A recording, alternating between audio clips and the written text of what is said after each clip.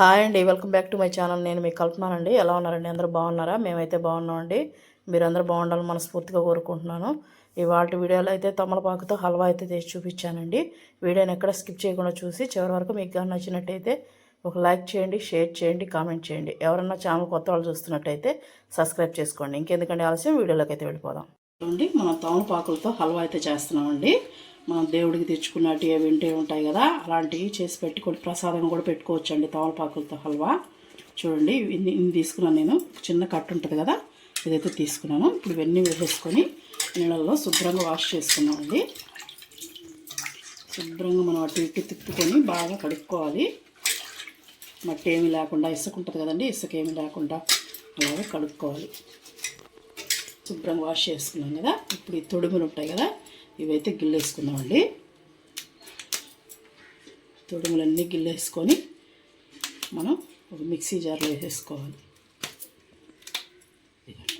వదిలేసిన తర్వాత మనం ఇలా తుంచేసేసి మిక్సీ జార్లో వేసుకోవాలండి.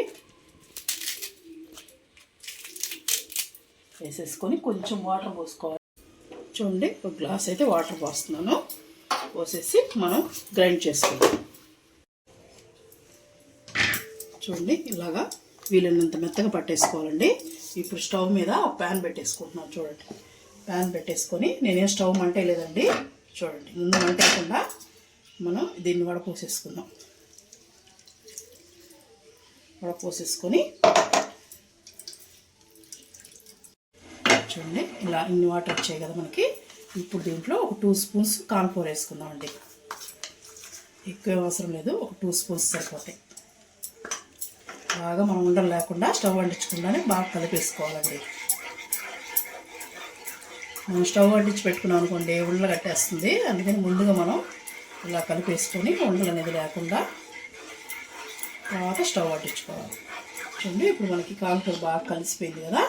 ఇప్పుడు షుగర్ కూడా దీంట్లోనే వేస్తున్నాను. ఒక 2 స్పూన్స్ సరిపోతుందండి. మీ తీపిని బట్టి మీరు వేసుకోండి. నేనైతే ఒక 2 స్పూన్స్ వేసాను, సరిపోతుంది కరెక్ట్గా. ఎక్కువ తినేవాళ్ళు అయితే ఎక్కువ వేసుకోండి. ఇప్పుడు చక్కెర కూడా కరిగిన తర్వాత ఇప్పుడు మనం స్టవ్ అంటించుకుందామండి. స్టవ్ అంటించేసుకొని ఇప్పుడు మనం బాగా దగ్గర పడేంత వరకు కలుపుతూ ఉండాలండి. దగ్గరుండే కలుపుతూ ఉండాలి. మధ్యలో నెయ్యి వేసుకుంటూ మనం కలుపుతూ ఉండాలి. తొందరగానే దగ్గర పడిపోతుందండి, మనం కార్న్ఫ్లోర్ వేసాం కాబట్టి.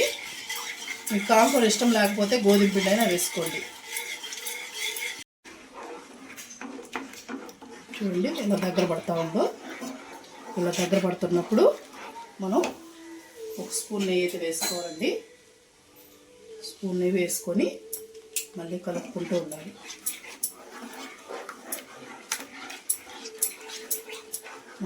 నెయ్యి ఒక 2-3 స్పూన్లు అంతేనండి, ఎక్కువ పట్టదు. 2 స్పూన్లు అంతే, మనం చేసుకునే క్వాంటిటీని బట్టి కలుపుకుంటూ సిమ్లోనే పెట్టుకోవాలండి, లేకపోతే మాడిపోతుంది. ఇప్పుడు మళ్ళీ ఒక స్పూన్ నెయ్యి అయితే వేసుకున్నామండి. చిన్న స్పూన్ వేస్తున్నాను నేను. వేసుకొని బాగా కలుపుకుంటూ ఉండాలి. సైడ్ ఇలా తీసేసుకుంటూ నీట్గా కలుపుకోవాలండి. ఇప్పుడు స్టవ్ని మీడియంలో పెట్టానండి. మీడియంలో పెట్టి దగ్గర పడేంత వరకు మనం కుక్ చేసుకోవాలి. చూడండి, కొద్దిగా యాలక్కలు కూడా వేస్తున్నానండి. వేసేసి బాగా కలుపుకొని ఇది దగ్గర పడుతుంది కదా. ఇప్పుడు మనం ఇలాంటి జీడిపప్పు బౌల్లో వేసుకుంటున్నామండి. జీడిపప్పు మనం కింద చేసుకున్నామంటే బాగుంటుంది. చూసారు కదా. ఇప్పుడు మనం దగ్గర పడిపోతుంది కదా మనకి. ఇది నెయ్యి అంతా పైన తేలుతుందండి మనకు, అదే గుర్తు. నెయ్యి అంతా పైన తేలిన తర్వాత నెయ్యి అంతా మనకి పైన వచ్చేసి సపరేట్ అయిపోతుంది ఫ్యాన్ నుంచి కూడా. ఇప్పుడు మనకు రెడీ అయిపోయిందండి. స్టవ్ ఆఫ్ చేసేసి మనం దీన్ని పోసేసుకోవడం. చూడండి, స్టవ్ ఆఫ్ చేసేసి మనం పోసేసుకోవడం అండి. పోసేసుకొని స్పూన్తో ఇలా వేసుకోవడమే, కరెక్ట్గా వచ్చేటట్టు. సేమ్ తినండి. ఇది చల్లారిన తర్వాత మౌల్డ్ అవుతుంది. చూడండి, మనకి చల్లారిపోయిందండి. చల్లారిపోయిన తర్వాత ఇలా వదిలేస్తుంది.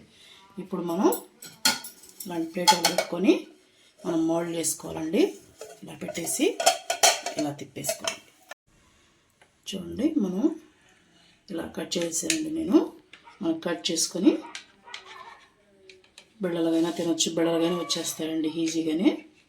స్పూన్తో అయినా తినేయచ్చు. చాలా బాగుంటుందండి ఇది. టేస్ట్ అయితే సూపర్గా ఉంటుంది. తప్పకుండా ట్రై చేయండి. ఇవాళ వీడియో అయితే ఇదేనండి, తమలపాకు హల్వా. మీకు ఈ వీడియో నచ్చినట్టయితే లైక్ చేయండి.